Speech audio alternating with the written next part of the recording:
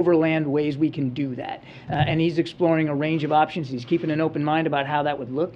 And there's lots of other of our partners, particularly in Europe, who also want to see that done. So there's a lot of work being done here. But as I said, I think the other day, last week, we know time is not on our side. I mean, this grain is a perishable commodity, so we want to get it out as fast as we can. Yeah. And on the second question, on the national security front, especially as we're seeing what's happening with the January 6th committee, what does it do on the national security front for Texas to make those strong statements about the 2020 election?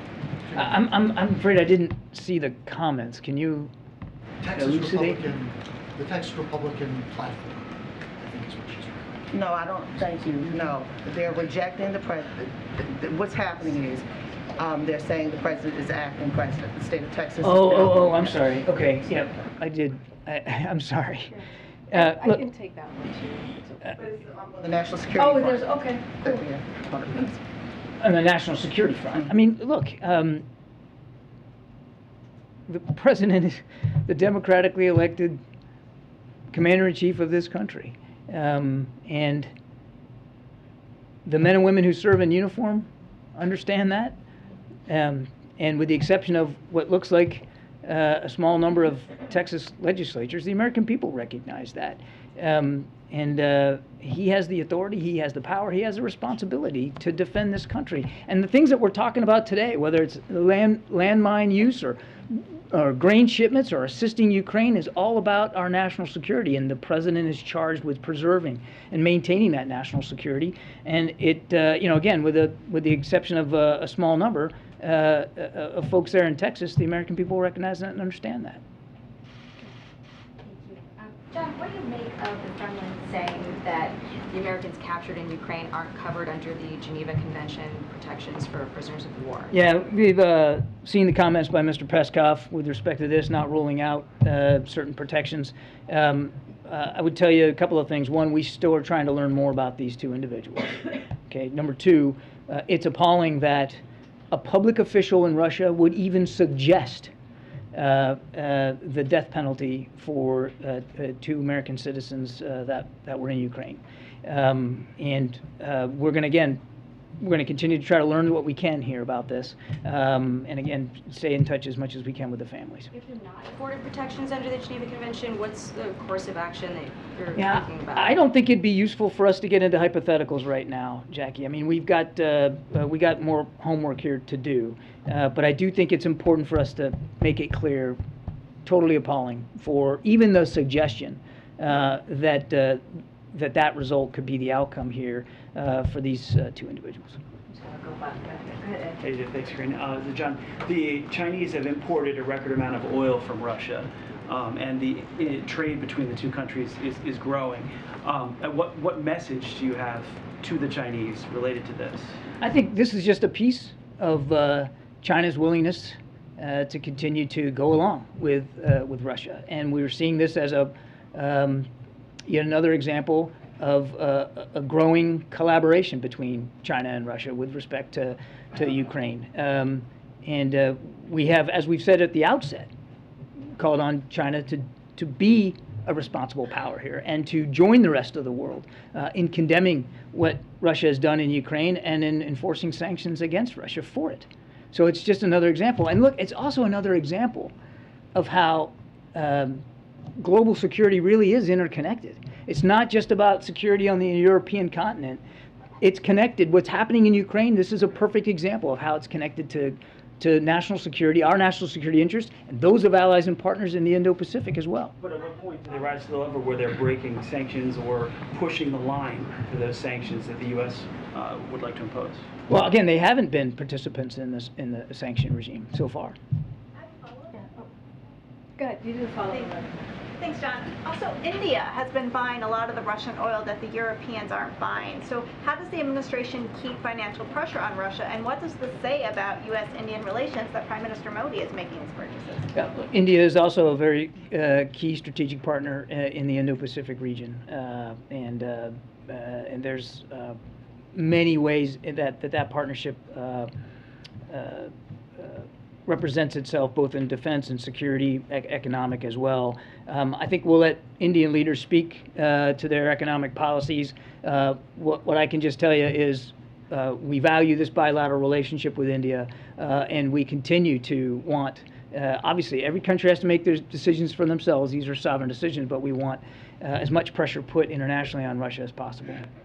There needs to be, just last point, there needs to be costs and consequences for what Mr. Putin is doing. Anything will President Biden be asking G7 leaders to do next week to bring down the cost of energy and bring down the cost of food? I'm not going to get ahead of the agenda too much today. We'll have more to talk about the trip in the next day or so with more specifics. So I'm not really prepared today to go into too much detail. But as I said in my opening comments, one of the objectives that the president has here for the G7 is to talk to international leaders inside the G7 about supply chain issues, food and fuel supply around the world, and try to minimize the pressures that it has put populations all over the world. But we'll have more a little bit later. Is there anything that you think that they can do working in coordination to prevent a global recession? I think leadership matters a lot here. Multilateral leadership matters a lot because this isn't just affecting the United States, it's affecting the whole world. And I know the president's looking forward to having discussions with world leaders about what together they can do, whether it's increased production or less, more capacity for refining, less dependence. And this is one of the reasons, the president is so committed to clean energy here in this country. That's one way of making us energy independent too. So advancing, it's also good for the climate. So there's an awful lot of cross-cutting objectives here. All right, just two more. Follow-up. Do you believe, John, the Peskov comments, obviously in coordination with Vladimir Putin, do you believe they're about more than the discrete facts involving these Americans, but a signal, a larger sort of tactical signal to the American president, to the government, about ways they can use American citizens as a part of this conflict? I gave up a long time ago trying to get inside Mr. Peskov's head, certainly Mr. Putin's. It's hard to know with great accuracy the answer to your question. But either way, it's equally alarming. Whether they actually mean what they're saying here and that this could be an outcome, that they could levy a death penalty against 2 Americans that were fighting in Ukraine, or that they just feel it's a responsible thing for a major power to do, to talk about doing this as a way of signaling the President of the United States and the American people. Either one of them is equally alarming, and that's why, again, we find it appalling. Yeah, go ahead. Thank you. John, why the United States is trying to block the African countries to work with Russia? There is a discussion going on right now at the Senate that the United States is trying to force basically the African countries not to work with Russia. I don't know if you're aware, Russia have relation with many African countries, and Angola is one of them, and many other countries. But right now, it looks like there is a discussion going on at the Senate that the United States is trying to make African countries not to work with Russia.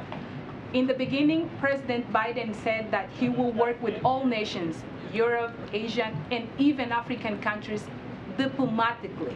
Why don't let the African countries decide who to work with instead of just impose them not to work with, for example, Russia? Yeah, I can't speak for the discussions that are going on in the Senate about this, but you kind of answered the question yourself when you went back to what the president has long said about his foreign policy objectives and goals.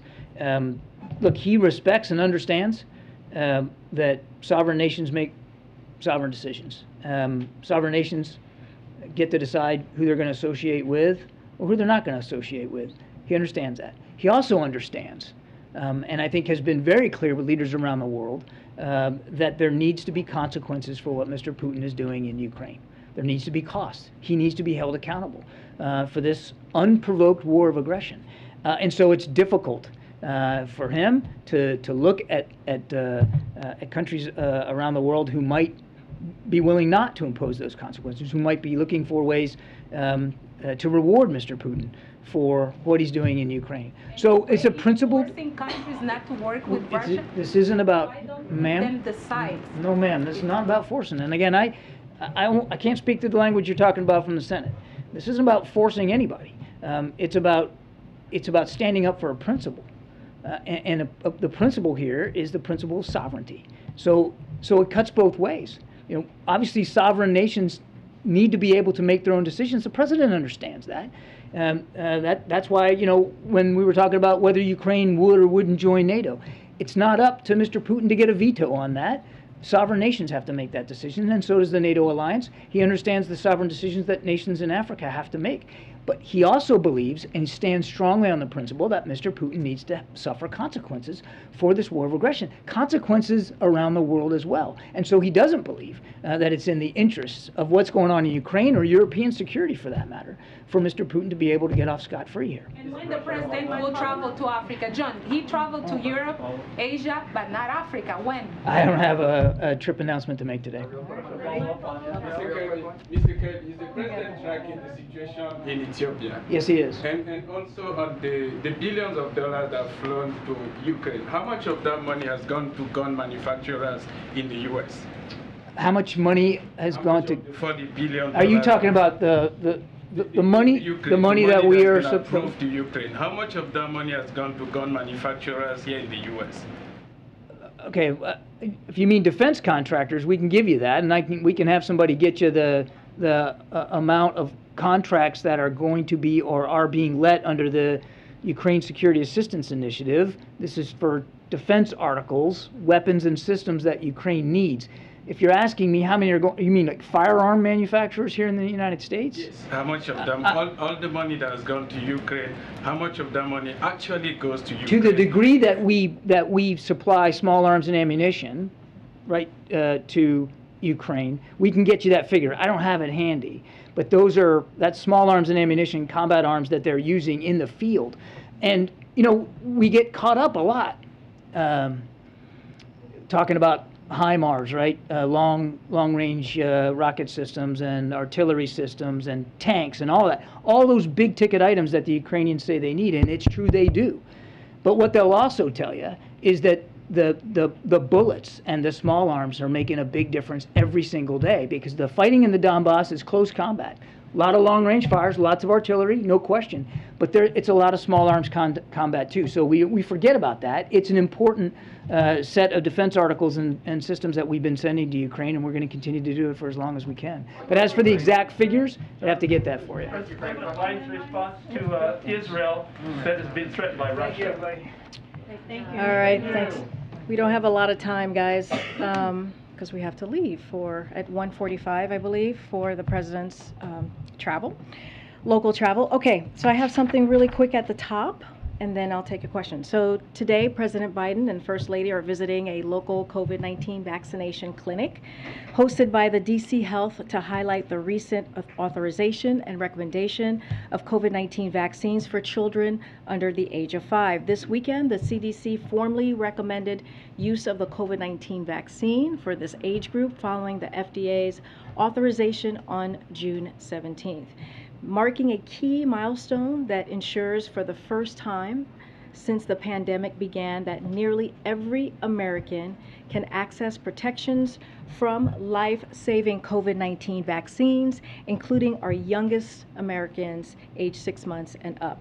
Following the visit, the president will deliver remarks at the White House on COVID-19 vaccines for children under 5 and the historic progress the country has made in fighting COVID-19 with safe, effective vaccines available virtually to all Americans.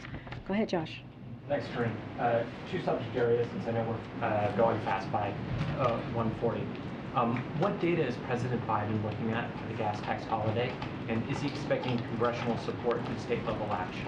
Well, to take your second question first, as you know, the president said he's going to make a decision about this by the end of this week.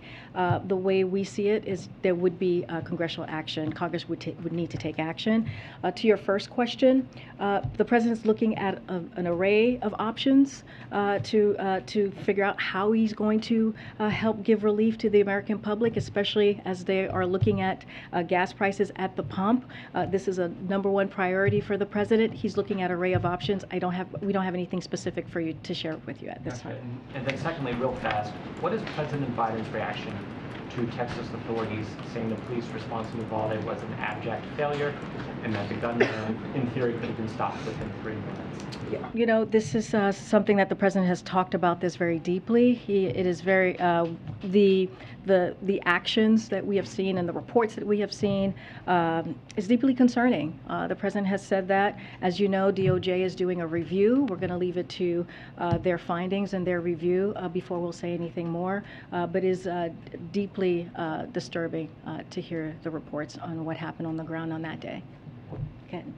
On the issue of the federal gas tax, has the White House started reaching out to Congress yet on this, working with members to try and get them on board with this? Because as you know, you would of course need their approval for any suspension. Absolutely, we would definitely, as I said, need Congress to act on this. I can't lay out, I don't have anything to lay out on any outreach that we've made to Congress. The president, as you all know, understands the stress that the American public is feeling across the country. This is why he has taken action himself when it comes to tapping the Strategic Petroleum Reserve, a historic amount of oil, 1 million of barrels of oil a month, a day, I should say, just to be exact, and also getting his partners to do 240 million barrels as well.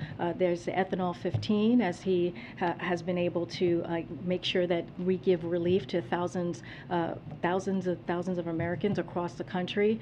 So this is something that has been a complete priority for the president. I don't have anything specific to lay out about meetings coming up or meetings that have happened. And the president said he's not planning to sit down with any oil and gas CEOs as he makes this decision. Why not? So as I can confirm here, I know it's been kind of been reported out there, Secretary Granholm is going to be meeting with the 7 CEOs on Thursday, this coming Thursday. That's the first step that he wanted to make sure happen. Remember, our goal is to make sure that we have a sit-down conversation where we come up with solutions, that we work with the CEOs and figure out what else that we can do to move that capacity forward. So the meeting is happening on Thursday with Secretary Granholm, and she's going to sit down with the CEOs, and hopefully we have some solutions that come out of the meeting. First step is but the president's not ruling out meeting with them. No, the president spoke to this himself yesterday, which is like he's not going to be meeting with the CEOs. I'll let that stand and speak for himself. The way that we view this is, what I mean by first step is they're going to sit down, have a conversation. The second step is coming up with solution and ideas.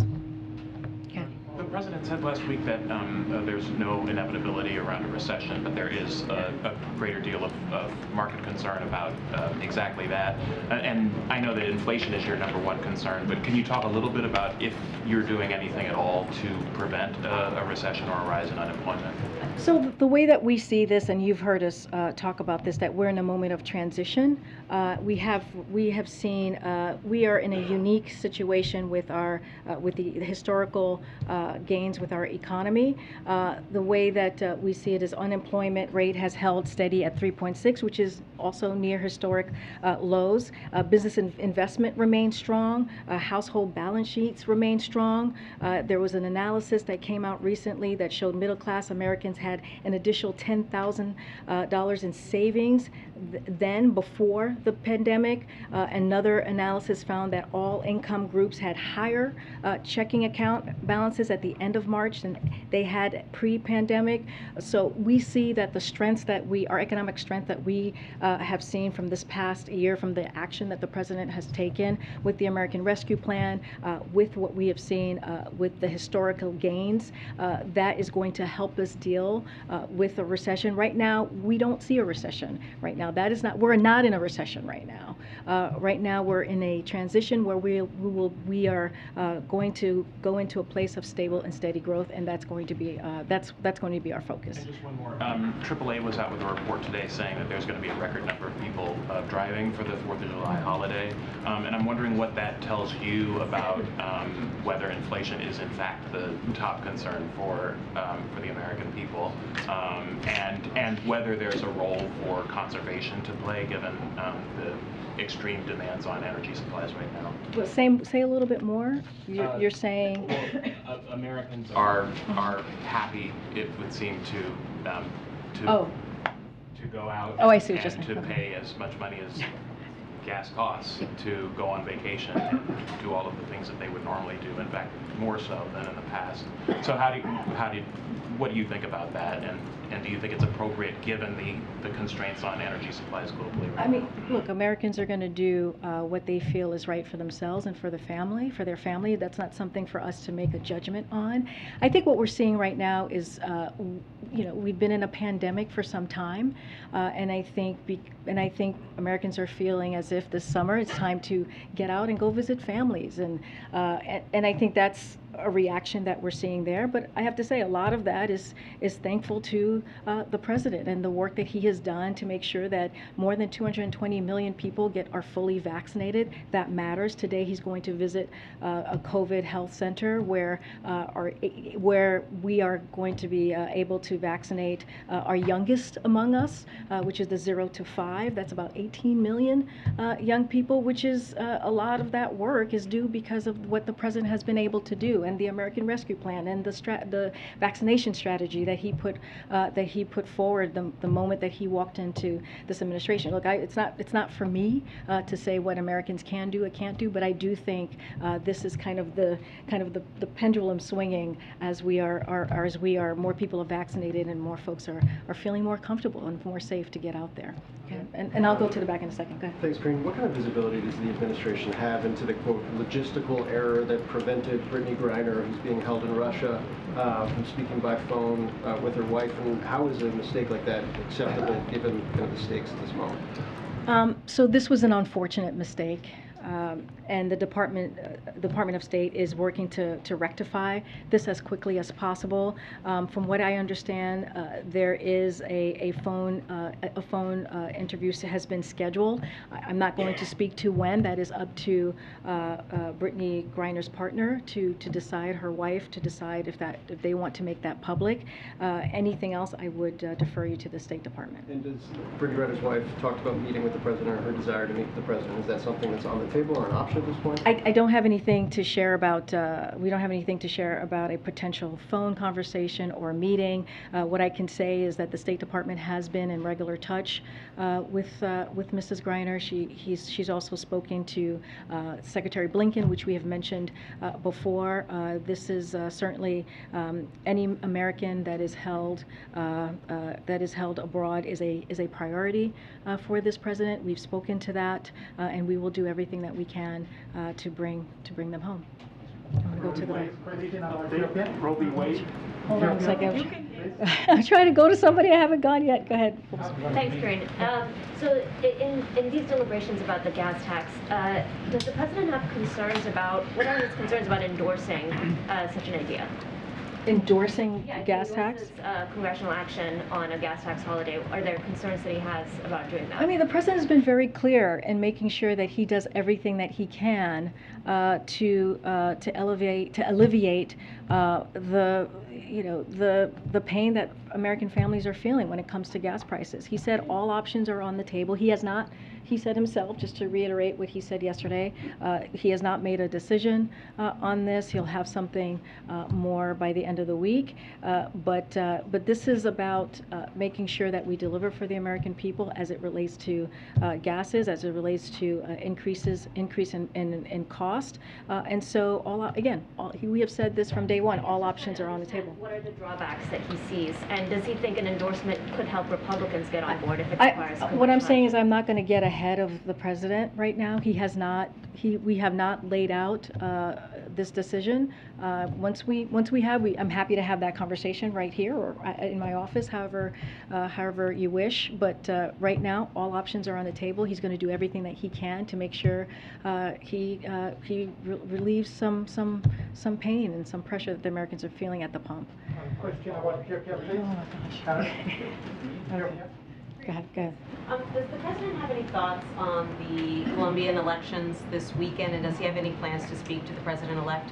I don't have any calls to read out to you at this time. The United States congratulates the people of Colombia on a free and fair election. The president looks forward to working with President-elect Petro and to advance the U.S.-Colombia relationship and tackle key issues together, including climate change, building more fair and resilient economies, security, and more. I don't have a call to read out at this point or to announce at this point. When it comes to the federal gas tax, former President Obama has called it a gimmick back when it was being considered during his administration. A number of Republican and Democratic congressional leaders over the years have said the same thing. It saves people a couple of dollars when they fill up, but it decimates the highway trust fund. Why is it suddenly on the table for this president when it seemed like it was an idea that the White House had sort of set to the side for months? Well, the president has always said all options are on the table. This is one of those options. He was asked a question yesterday and he answered it. I don't want to get ahead of the president. We don't have anything to announce at this time. Once we do, we will, and be happy to answer all the questions around that decision once and if he makes that decision. But again, he has said, he has been very clear, he wants to make sure that he is, dealing with what the Americans are facing at the pump, which is high prices due to inflation, due to part of it is the pandemic, part of it is Putin's war on Ukraine and the Putin's tax hike. So he wants to do everything that he can to make sure that we are answering those calls of trying to lower the cost. Thanks. Yeah. Okay, that's it. Okay. Well, thank you guys. How about? Well, I actually have to go with him today, so I can't stay. But I'll take one more question. I'll take a question. Phil, I know you had you had a question. No? Oh, you're passing. You're passing. Okay. Okay, go ahead. Go ahead. The White House intends to issue a rule on reducing nicotine levels in cigarettes, and if so, can you give us some details about that? I'm not going to comment on any leak information. I have no final decision to preview at this time, but what I can say is one of the president's key unity agenda item is ending cancer as we know it, including by reigniting the Cancer Moonshot Initiative. Already have been steps from the FDA to address the impact other tobacco products like methanol and flavored cigars have on the American people, as I mentioned here before. And I will take this opportunity to remind everyone that what the Office of Management and Budget regulatory agenda is and is not. Agencies place on the regulatory agenda a list of all the proposed and final rules they are currently planning to issue in the months ahead. However, no policy decision has been made at this time, and I don't have anything else to preview for you at this time. Okay, we'll see you guys tomorrow.